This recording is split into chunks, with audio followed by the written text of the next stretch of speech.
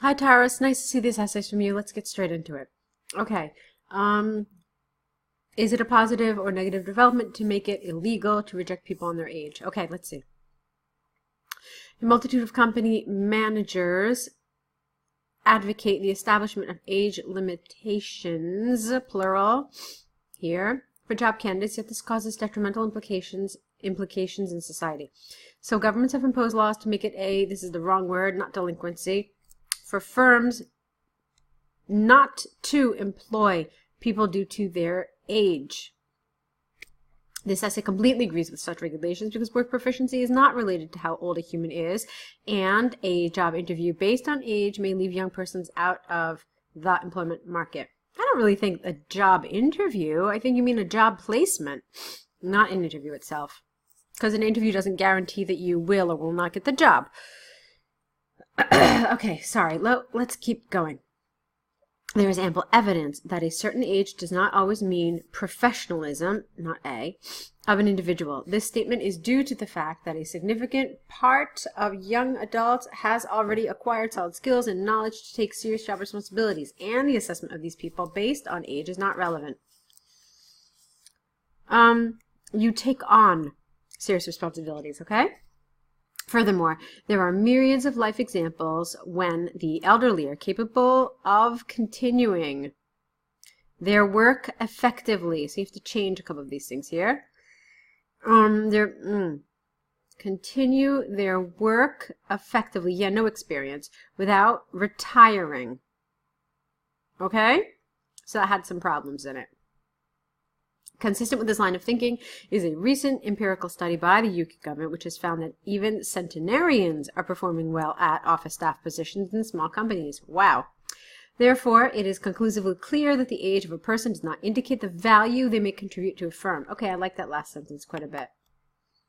Okay, how do I go down? There we go. Oh, whoa. All right, sorry. Let's fix that. Got a little excited. Okay, so implementation of age limitations, again, as for job candidates, may drastically increase unemployment. Implementation of age limitations, okay, among the youth. If a government had never obligated companies to provide job opportunities, IELTS, for young people without experience, then these individuals would likely have never found their first workplace. I don't like to take an example. I like to cite an example. If you're going to use it like that, you should use the word cite. Or to present an example might be good too, but not take.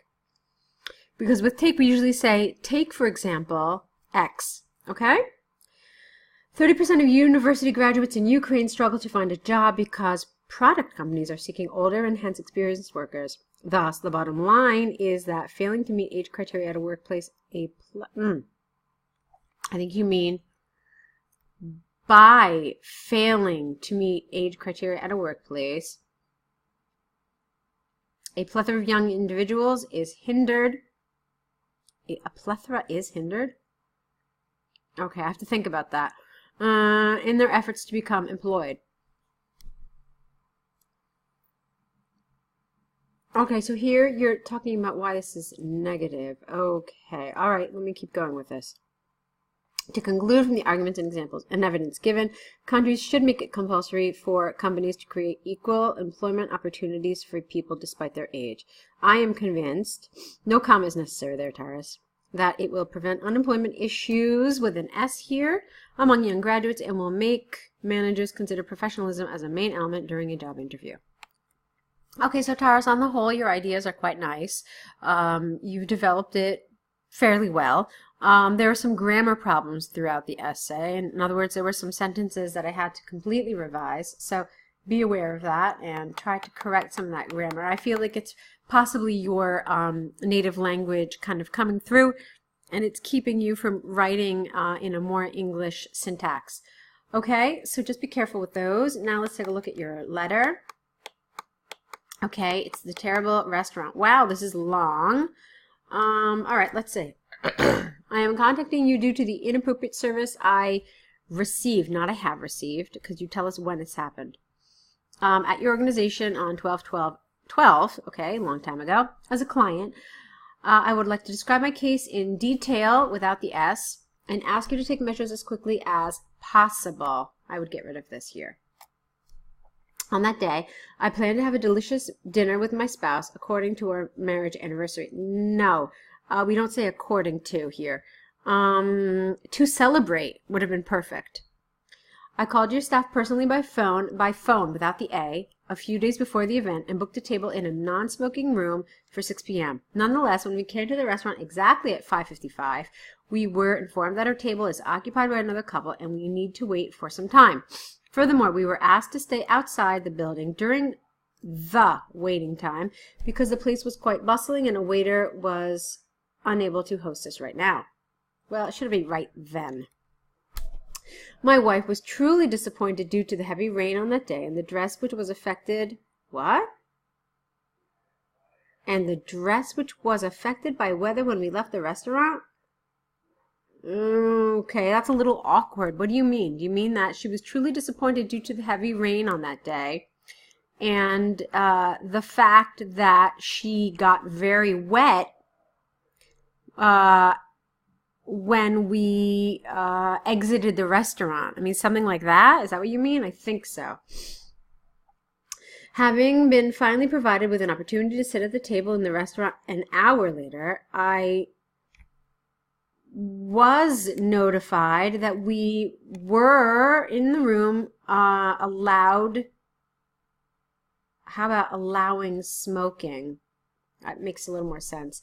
After asking the waiter to explain the case, we received an answer that they had no information about our preferences, despite the fact that I told them by phone, earlier. In such a case, we decided to leave the restaurant and how about this? We decided to leave the restaurant so as not to experience further possible inconveniences.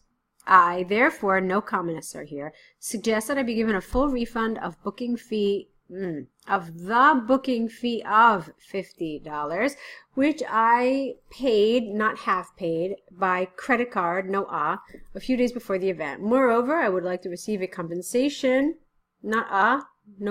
just receive compensation for the spoiled dress, for my wife's spoiled dress in the amount of $100 and $20, which we spend on a taxi to travel, not move, another restaurant far away. Hence, I expect the total compensation to be paid.